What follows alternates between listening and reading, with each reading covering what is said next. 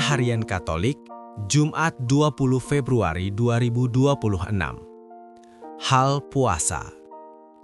Jawab Yesus kepada mereka, "Dapatkah sahabat-sahabat mempelai laki-laki berduka cita selama mempelai itu bersama mereka?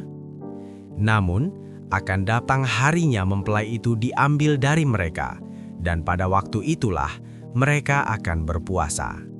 Matius 9 ayat 15.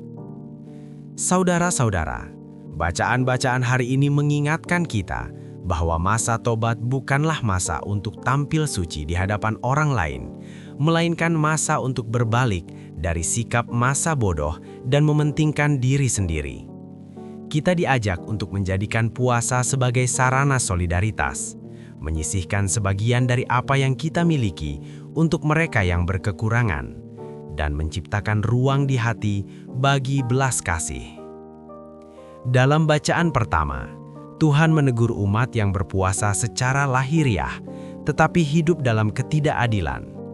Tuhan rindu puasa yang membebaskan orang tertindas, membagikan roti kepada yang lapar, dan membuka ikatan belenggu. Puasa sejati bukan sekedar menahan diri dari makanan, melainkan menyentuh kehidupan sesama. Dalam konteks kita sekarang, puasa berarti melawan budaya egois, kepalsuan, dan ketidakpedulian sosial. Dalam Injil hari ini, Yesus menjawab pertanyaan orang Farisi, mengapa para muridnya tidak berpuasa seperti murid Yohanes. Ketika itu, para murid Yohanes datang dan berkata, "Mengapa kami dan orang Farisi berpuasa, tetapi murid-muridmu tidak?" Para murid Yohanes kelihatan taat hukum dan mau supaya murid Yesus serupa dengan mereka. Reaksi Yesus terhadap pertanyaan mereka sangat membanggakan kita. Yesus dengan lugas menjawab, "Dapatkah sahabat-sahabat mempelai laki-laki berduka cita selama mempelai itu bersama mereka? Mereka tidak harus berpuasa karena mereka sedang bersama dia, sang mempelai laki-laki. Mereka harus bergembira dan berpesta. Namun akan datang harinya, mempelai itu diambil dari mereka, dan pada waktu itulah mereka akan berpuasa." Kalau ada pesta pengantin, pasti semua sahabat pengantin itu ikut bersuka cita dan berpesta ria karena gembira mengalami kebahagiaan sahabat mereka. Dalam situasi seperti itu, sahabat-sahabat pengantin tidak boleh berpuasa, tetapi ikut makan. Tanda bahwa mereka bergembira bersama adalah dengan berpesta ria. Puasa dalam terang Yesus adalah bentuk kerinduan untuk hidup lebih dekat dengan Allah dan sesama. Ini bukan kewajiban semata, melainkan ungkapan kasih dan pertobatan hati. Kalau kita bersama Yesus, kita tidak perlu berpuasa, karena maksud puasa adalah agar kita dapat mengatur diri untuk lebih dekat dengan Tuhan.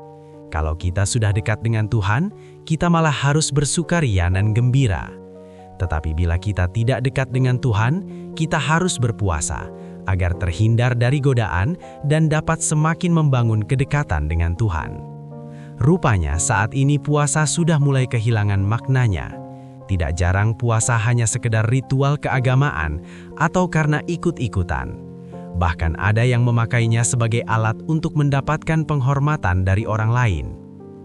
Saat ini, gereja memasuki masa retret agung, masa pertobatan, dengan ditandai penaburan abu atas kepala kita yang menandakan bahwa kita ini adalah orang-orang yang lemah.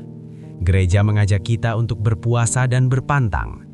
Puasa memiliki hubungan yang sangat dekat dengan soal relasi kita dengan Allah.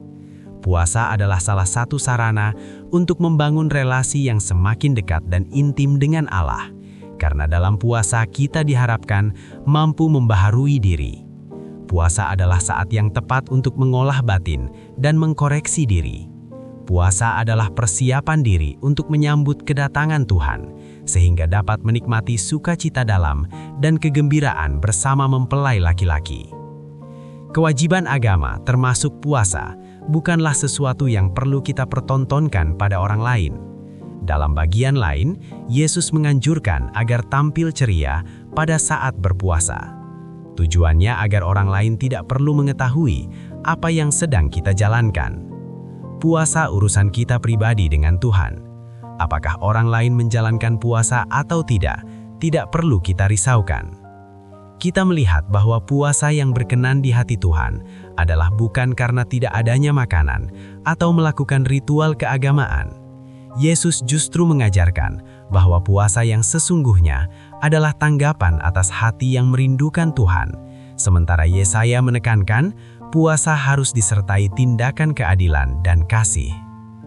Tuhan, ajarilah kami berpuasa bukan hanya dari makanan, melainkan juga dari sikap yang melukai sesama.